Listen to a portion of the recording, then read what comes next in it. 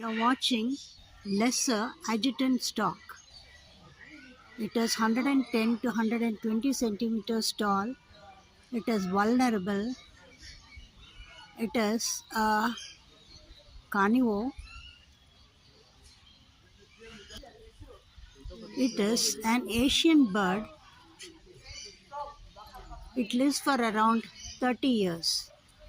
It is found in India and some Asian countries.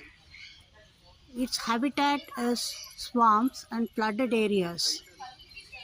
It has metallic black feathers on its upper back and white feathers on the belly. It has bare neck and head. It has a huge wedge-shaped beak. Thank you.